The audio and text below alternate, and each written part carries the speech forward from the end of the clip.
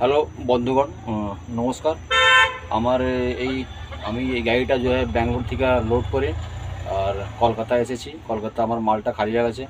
এবার খালি ওখানে মালটা আমি করলাম এখানে জঙ্গলপুরে আমার মালটা আমি খালি করে নিয়েছি। এবার আমার ট্রান্সপোর্টার আমাকে ডেকেছে, আর এখানে আমাকে ডেকেছে। আমি এসেছি এখানে এই আমতার কাছাকাছি,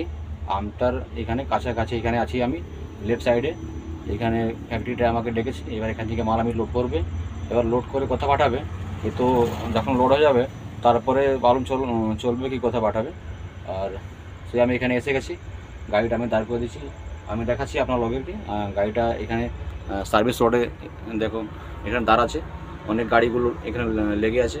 আমি এখানে গাড়িটা লাগিয়েছি। আর